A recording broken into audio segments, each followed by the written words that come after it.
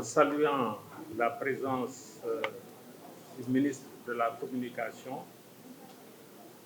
en saluant la présence également de nos doyens, le président Babacar Diagne, le président du CNRA, saluant également le directeur général de la Maison de la Presse et notre partenaire qui est au présidium. Tout à l'heure, avant de prendre la parole, on m'a obligé de revenir à la table parce que simplement, j'en discutais avec Eba Ndiaye et avec le ministre de la Communication, parce que nous sommes encore au XXe siècle. Nous n'avons pas compris que nous sommes au XXIe siècle. Quand nous organisons des manifestations, nous sommes obligés de tout le temps bricoler, hein, au lieu d'avoir une prise unique et en vidéo et en son, hein, nous sommes confrontés à des foultitudes de micros et de caméras. Hein. Ça, quand même, il faut qu'on se mette au diapason. Et d'ailleurs, le ministre a dit que ce sera une des solutions que les assises vont apporter. C'est justement ce qui me permet d'introduire ces assises nationales. Ces assises nationales, organisées par la coordination des associations de presse, c'est-à-dire l'ensemble de tous les professionnels des médias, que ce soit des travailleurs ou bien des employeurs, parce que la situation des médias au Sénégal pose problème aujourd'hui. Le premier problème est le problème qui est à la base de tout problème, c'est le problème économique. Aujourd'hui, la presse sénégalaise est en situation de quasi-faillite, avec une perte de chiffre d'affaires cumulée depuis le Covid-19, ensuite la guerre en Ukraine, ensuite les manifestations publiques, une perte cumulée de près de 70%. Pour n'importe quel autre secteur économique, ça veut dire que ces sociétés-là ne gagnent plus de l'argent, mais perdent de l'argent. Donc, il nous faut, à travers ces assises-là, que l'on tente de revoir le modèle économique de la presse sénégalaise, qu'on tente de voir comment une marchandise dont toute société a besoin, à savoir l'information, que cette marchandise-là puisse être rentable pour les entreprises qui la fabriquent. Nous, entreprises des médias, nous, travailleurs des médias, nous pouvons et nous devons vivre de notre labeur. Ça, c'est le premier élément.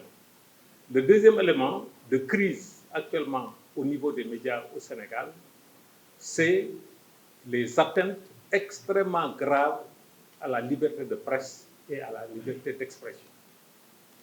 Les journalistes sont arrêtés, les journalistes sont emprisonnés, les journalistes sont violentés et gazés lors de manifestations publiques, comme si les journalistes étaient des ennemis, comme si les journalistes n'étaient simplement pas des travailleurs qui ne font que leur travail. Nous, journalistes, nous n'avons pas de position politique. Nous, journalistes, nous ne sommes pas au service des gouvernants. Nous, journalistes, nous ne sommes pas au service des partis politiques. Nous, journalistes, nous ne sommes pas au service des lobbies. Nous sommes au service des Sénégalais, du citoyen sénégalais et de l'État du Sénégal.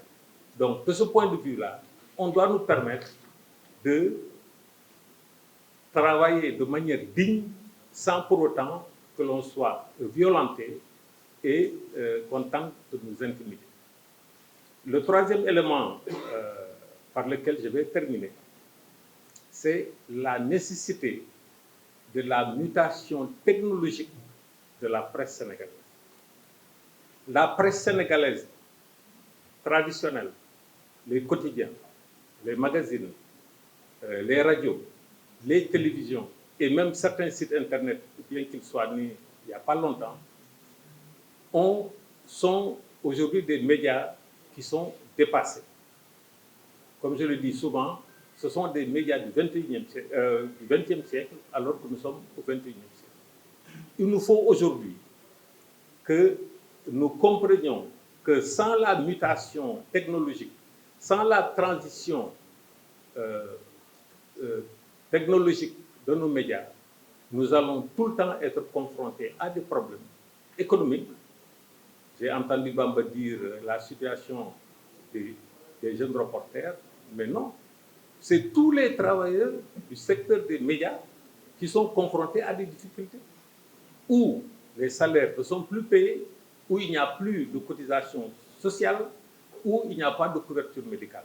Donc, ça veut dire que c'est un problème économique qui a trait au fait que nos médias, jusqu'à présent, avaient pour seule aire d'expansion les frontières nationales.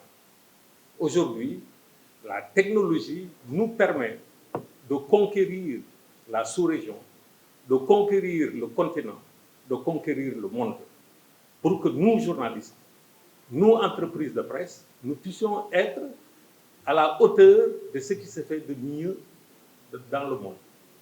Donc, ces trois défis-là, nous devons les relever et nous espérons que les assises vont nous aider à les résoudre. Maintenant, ce qu'il faut comprendre, c'est que les assises nationales, les assises, on les a appelées nationales parce que justement, elles doivent être inclusives. Les assises des médias ne concernent pas que les journalistes. Les assises des médias ne concernent pas que les entreprises de presse ou bien même les politiques et autres. Les assises des médias concernent tous les Sénégalais parce que ce sont nos médias qui nous ont permis de réaliser deux alternances politiques. Ce sont nos médias qui nous ont permis de combattre des fléaux comme le Covid-19, Ebola, le choléra et autres. Ce sont nos assises qui nous permettent de vulgariser aujourd'hui toute l'activité gouvernementale, qui nous permettent de mettre en avant tous les besoins en matière de connaissances scientifiques et techniques. Donc ces médias-là, ce ne sont pas la propriété des patrons de presse, ce ne sont pas la propriété des journalistes, mais c'est la propriété de tous les Sénégalais parce que c'est une condition indispensable pour le développement de toute société. Je vous remercie.